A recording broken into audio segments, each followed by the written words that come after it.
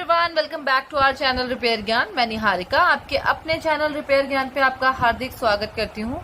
आज की इस वीडियो में गाइज हम बात करने वाले हैं जो हमारा 4G 5G नेटवर्क होता है उसका इशू आ रहा है। मान लीजिए फोन में नहीं चल रहा है, 2G 3G तो आ रहा है फोन में, बट 4G 5G नेटवर्क जो है हमारा वो नहीं वर्क कर रहा है, वो नेटवर्क का प्रॉब्लम आ रहा है फोन के अंदर। तो ऐसी समस्या क्यों आ रही है कि 2G नेटवर्क आ रहा है, 3G नेटवर्क आ रहा है, नेट स्लो चल रहा है बहुत, लेकिन जो फास्ट नेटवर्क होता है हमारा 4G या 5G, जो भी हमारे फोन के नेटवर्क जोन में जो नेटवर्क आ रहा होता है 4G या 5G, वो ठीक से नहीं वर्क कर रहा है, स्लो नेटवर्क चल रहा है। तो जिन्होंने अब तक मेरे चैनल को सब्सक्राइब नहीं किया है, सब्सक्राइब कर लीजिए एंड बेल आइकन आप जरूर दबा लीजिए ताकि आने वाली वीडियो के सभी नोटिफिकेशंस आपको मिल जाएं। तो चलिए शुरू कर लेते हैं। देखिए, आप पहले जो है फर्स्ट जो चेक करेंगे वो ये चेक करेंगे कि जहाँ पे सेटिंग्स में आप जाएंगे, जहाँ पे हमारे सारे नेटवर्क्स जो हैं वो सिलेक्टेड होते हैं, वहां आप जाके चेक करेंगे कि हमारा जो 4G नेटवर्क है या 5G नेटवर्क है वो वहां पे शो हो रहा है उस लिस्ट में या नहीं हो रहा है। क्योंकि अगर आपकी कोई आईसी में प्रॉब्लम है, नेटवर्क के किसी आईसी में प्रॉब्लम है, तो वहां पे वो वाला आपको नेटवर्क जो शो नहीं होने वाला है। 2G 3G हो सकता है, लेकिन अगर आपकी 4G 5G में प्रॉब्लम है तो वहां पे वो 4G या 5G नेटवर्क जो है सिलेक्टेड नहीं होगा वहां पे आपको। तो आप समझ जाइए आपकी आईसी में जो है वो प्रॉब्लम है। अब आईसी का क्या रोल है? देखिए, आईसी में क्या होता है कि नेटवर्क सेक्शन में हमारे जो है जो आईसी लगी होती है वो होती है हमारी पीआईसी मतलब हमारी 4G पीआईसी जो होती है उसके बारे में बात कर रही हूँ मैं यहाँ पे। जो हमारे 4G और 5G के लिए वर्क करती है, 4G 5G आईसी होती है वो होती है हमारी पीआईसी। अगर आपकी जो है वो पीआईसी मान लीजिए खराब है तो आप डायरेक्टली जो है वो आईसी को चेंज नहीं करेंगे। देखिए, कई बार ऐसा होता है कि हमारी जो आईसियाँ होती हैं, जो हमारी चाहे कोई सी भी आईसी हो, उसकी जो बॉल्स होती हैं उन्हें जस्ट हीट देने से ही वो जो है एक्टिव हो जाती हैं। पर ये जो हमारी जो हमारी PA4G आईसी होती है ये बॉल आईसी नहीं होती है, लेकिन फिर भी अगर आपकी आईसी में प्रॉब्लम है तो आप इसे हल्का सा हॉट गन से जो है हल्का सा अपनी हॉट गन लेंगे और हॉट गन से आप इसमें हीट प्रोवाइड करेंगे। लेकिन ज्यादा लेवल पे आप हीट नहीं देंगे, हल्का लेवल पे आप इसे हीट देंगे ताकि जो हमारा अंदर जो है वो मॉइस्चर पहुंचे और आईसी जो है वो 90% तक आपकी जो है वो एक्टिव हो जाएगी। सबसे पहले आपको क्या करना है, आपको सेटिंग्स में जाके अपने नेटवर्क सेक्शन को चेक करना है। यहाँ पे लिख देती हूँ मैं, नेटवर्क सेक्शन को आपको चेक करना है, जहाँ पे आप 4G या 5G जो है वो सिलेक्ट देखेंगे। अगर नहीं है तो आप समझ जाइए आईसी में प्रॉब्लम है। सेकंड जो है हमारी पीएआईसी है, पीएआईसी को हम हीट देके देखेंगे, हीट देंगे। थर्ड पॉइंट है, मान लीजिए हीट देने से ही आपकी जो आईसी जो है वो वर्क नहीं कर रही है।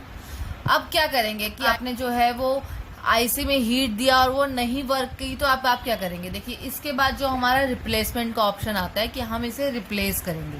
तो थर्ड क्या हो गया, आईसी को रिप्लेसमेंट कर दिया मान लीजिए आपने आईसी का। अब मान लीजिए आपने यहाँ पे आईसी रिप्लेसमेंट कर दिया, आपकी जो 4G 5G आईसी आपने उसे रिप्लेस कर दिया। अब मान लीजिए आईसी रिप्लेसमेंट के बाद भी आपकी जो फोन में जो समस्या थी 4G 5G नेटवर्क की वो अभी भी स्टिल बनी हुई है। तब आप क्या करेंगे? देखिए, यहाँ पे एक आईसी बना ली हमने, ये हमारी पीएआईसी है।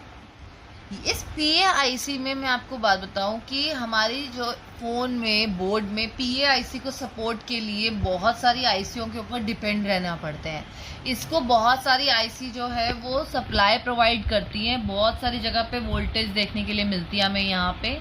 तो तब जाके ये आईसी जो है हमारे फोन में जो है नेटवर्क को प्रोवाइड करती है। तो यहाँ पर जो इस आईसी पे आपको वोल्टेज देखने के लिए मिलेगी वो मैं आपको बता देती हूँ कि आपको यहाँ पे क्या क्या वोल्टेज देखने के लिए मिल सकती है, ताकि आप डायरेक्टली जहाँ से वो आपको पता है कि यहाँ से या इस वाली आईसी से ये वाली वोल्टेज निकलती है और यहाँ तक प्रोवाइड होती है, तो आप डायरेक्टली उस लाइन पे जाके, उस आईसी की लाइन पे जाके चेक कर सकते हैं कि वहाँ पे क्या खराबी है। और अगर आपको दिख जाता है, आपको खराबी नजर आ जाती है, आप तो वहाँ से आप एक बाईपास जो है इस आईसी तक के लिए कर सकते हैं। तो बता देती हूँ आपको मैं वोल्टेज, आप इसे नोट जरूर कर लें। देखिए, यहाँ पे हमने दो आईसी बना ली है, ये हमारी CPU आईसी है और ये हमारा APT है, APT आईसी। इसके बारे में दोनों के ऊपर मैंने जो है ऑलरेडी वीडियो बना रखा है। आप जाके वहां से इनकी वोल्टेज, सप्लाई, इनके ऊपर हमें क्या क्या वोल्टेज देखने के लिए मिल सकती है, इनका क्या काम होता है, इनकी आइडेंटिफिकेशन कैसे की जा सकती है, किस किस तरीके के सीपीयू जो है हमें हमारे बोर्ड्स में देखने के लिए मिल सकते हैं, चाहे वो क्वालकॉम का हो, चाहे वो एमटीके का हो, चाहे कोई और हो। तो हमें बहुत सारे सीपीयू भी देखने के लिए मिल सकते हैं। तो इन दोनों के ऊपर मैंने डिफरेंट डिफरेंट वीडियोस बना रखे हैं। आप जाके, मैं आपको डिस्क्रिप्शन में इसका लिंक दे दूंगी, आप जाके चेक कर सकते हैं, ताकि आपको इनसे रिगार्डिंग कोई भी इशू जो है फेस ना करना पड़े। तो यहाँ पे हम बात कर लेते हैं। देखिए, सीपीयू और एपीटी मैंने यहाँ बना दिया, ये है हमारी पीआईसी। अब मैंने आपको बता दिया कि हमारे इस पीए में बहुत सारी आईसियां जो है अपना इनपुट प्रोवाइड करती हैं, अपना जो है सप्लाई देती हैं। तो वोल्टेज जो हमारी सीपीयू से फर्स्ट बात कर लेते हैं। देखिए, सीपीयू से एक आरएफएफई का जो प्रोटोकॉल है, इसके ऊपर मैंने ऑलरेडी एक आरएफएफई पे 2 वीडियोस बनाए हुए हैं। मैं दोनों के आपको लिंक दूंगी, आप जाके चेक कीजिए, क्योंकि ये एक बहुत ही इंपॉर्टेंट प्रोटोकॉल होता है हमारे फोन में, जो कि नेटवर्क से रिलेटेड या और भी चीज़ों के लिए हमें सपोर्ट करता है। तो ये बहुत इंपॉर्टेंट रोल प्ले करता है बोर्ड के अंदर। तो आप इसको वीडियो ज़रूर देखें, ताकि इससे रिलेटेड आपको कोई भी इशू ना रहे। तो यहाँ से सीपीयू से जो एक आरएफएफई का प्रोटोकॉल जो निकलता है, जो हमारे पीएआईसी को सपोर्ट करता है, उस प्रोटोकॉल के ऊपर आपको 1.8 का वोल्टेज देखने के लिए, सप्लाई देखने के लिए यहाँ पे आपको मिल जाएगी, जो कि सीपीयू से जनरेट होके आरएफएफई प्रोटोकॉल के होते हुए इस पीएआईसी में मर्ज हो जाती है। और जहां तक बात रही हमारी एपीडीआईसी की, देखिए एपीडीआईसी का जो वोल्टेज होता है, जो ये सप्लाई प्रोवाइड करता है पीए के लिए, जो ये पीएआईसी के लिए जो है ये वोल्टेज जो प्रोवाइड करता है, वो देखिए हमारी फ्लक्चुएशन होती है उसमें। ऐसा कोई, जैसे इसका मैंने आपको बता दिया कि ये 1.8 जो है जनरेट करता है, लेकिन ये एपीडीआईसी का कोई फिक्स नहीं होता। देखिए 1.2 से लेके ये आपको 3.7 के अंदर देखने के लिए एपीटीआईसी जो है वो जनरेट करती है। ये फ्लक्चुएट होती रहती है, कम या ज्यादा भी होती रहती है। 1.2 से आपको 3.7 के लिए देखने के लिए मिल जाएगी। अगर इस आईसी का ये वोल्टेज जो है देखने के लिए नहीं मिल रहा है आपको, या फिर इसमें जो इतना सप्लाई नहीं बन पा रहा है, तब भी आपके फोन में जो है नेटवर्क का प्रॉब्लम जो है बना रहेगा। आपके फोन में जो है स्लो नेट ही चलेगा, फास्ट नेट आपके फोन में नहीं चल पाएगा। तो एपीटीआईसी अपने आप में एक इम्पॉर्टेंट आईसी है। इसके ऊपर आप जो वीडियो बनाया मैंने वो जरूर देखें, ताकि आपकी जितने प्रॉब्लम्स हैं इसको लेके वो सॉर्ट हो जाए। देखिए, आपको एक बात समझनी होगी कि हमारे फोन के अंदर वीपीएच का जो रोल होता है वो बहुत इंपॉर्टेंट रोल होता है। पीएम के बाद आपको जितनी भी सप्लाई वीबेट की जो है उससे पहले की होती है, वो बाद में वीपीएच बन जाती है। वो सप्लाई आपको यहाँ पे देखने के लिए मिलनी चाहिए, क्योंकि अगर वीपीएच आपके फ़ोन में नहीं है या वीपीएच की सप्लाई नहीं बन रही है, तो आपके फ़ोन में है वो पीएआईसी नहीं चल पाएगी। तो देखिए, पीएम से मान लीजिए, पीएम के बाद से जो है, मान लीजिए ये एग्जाम्पल मैं ले रही हूँ, यहाँ से आपको मान लीजिए पीएम से जो है वीपीएच इसमें एंटर करा। पीएम से जो वीपीएच जो जनरेट होता है पीए के लिए, वो होता है 3.7 से लेके 4.2 तक का। ये सप्लाई आपको इसके आजू बाजू देखने के लिए मिलेगी। देखिए, आपको जो चेक करना है ना, मान लीजिए ये जो 3 चीजें मैंने आपको बता दी कि आपको 1.8 का सप्लाई देखने के लिए मिलेगा, 1.2 से 3.7 तक का जो सप्लाई आपको एपीटीआईसी का जो देखने के लिए मिल सकता है, या पीएमआईसी का 3.7 से लेके 4.2 तक आपको देखने के लिए मिल सकता है। ये आपने ढूंढना इस पीएआईसी के पास ही है, क्योंकि किसी भी आईसी से जो भी सप्लाई जनरेट होती है, वो डायरेक्टली किसी आईसी में जो है वो जाके मर्ज नहीं होती है। वो इनकी लाइंस में जितने भी कंपोनेंट लगते हैं, उनकी लाइंस में जो कंपोनेंट लगे हुए हैं, उन कंपोनेंट से होते हुए वो यहाँ तक अपनी सप्लाई पहुंचाती है। डायरेक्ट कभी कोई आईसी जो है वो सप्लाई नहीं पहुंचा सकती।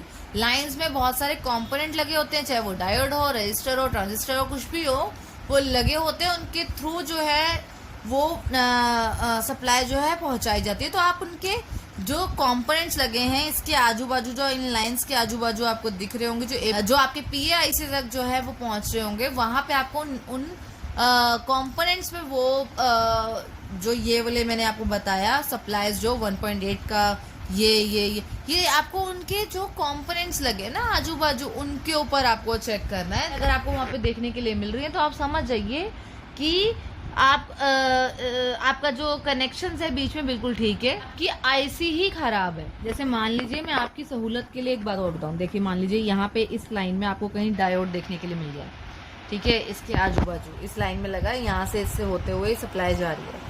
तो यहाँ पे मान लीजिए आप इस डायोड को चेक करेंगे तो आपको अगर 1.8 का सप्लाई मिल जाता है तो आप अश्योर हो जाइए कि ये लाइन बिल्कुल ठीक है, ठीक है। फिर उसके बाद मान लीजिए आप एपीटी आईसी के लिए चेक कर रहे हैं और यहाँ पे मान लीजिए एक रजिस्टर लगा हुआ है, ठीक है। उस रजिस्टर के अंदर अगर आपको मान लीजिए 1.2 से लेके 3.7, मान लीजिए आपको 1.3 मिल गई इसके बीच में यहाँ पे, तो आप समझ जाइए कि आपकी एपीटी आईसी बिल्कुल ठीक है।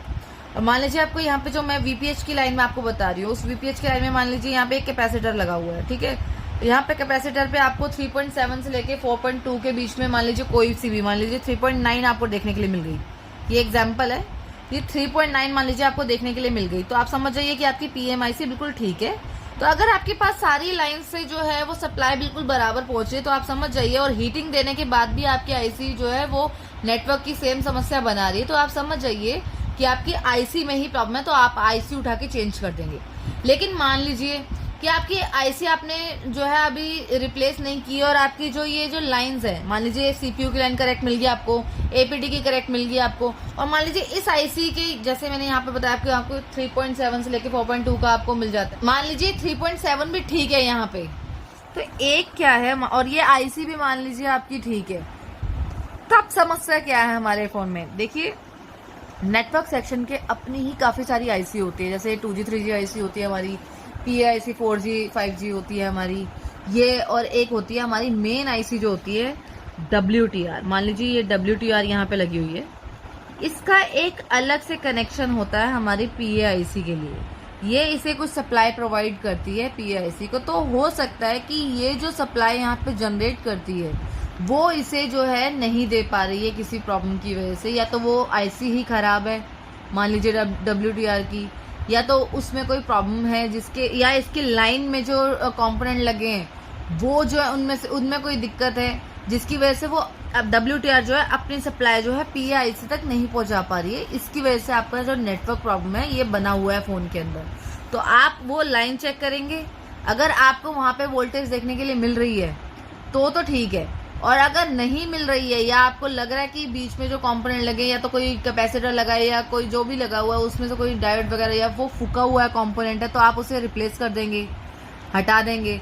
और अगर आपकी WTR की आईसी खराब है तो आप उस आईसी को रिप्लेस कर देंगे, तो आपके फोन में ये नेटवर्क का प्रॉब्लम जो है वो सॉल्व हो जाएगा, ठीक है। तो आई होप आपको जितना मैंने ये मटेरियल बताया है, जितना सब कुछ बताया है, ये आपको समझ में आया होगा। समझ में आया है, पसंद आया है तो वीडियो को लाइक शेयर जरूर करें। आपके लव सपोर्ट की हमें बहुत ज्यादा जरूरत है।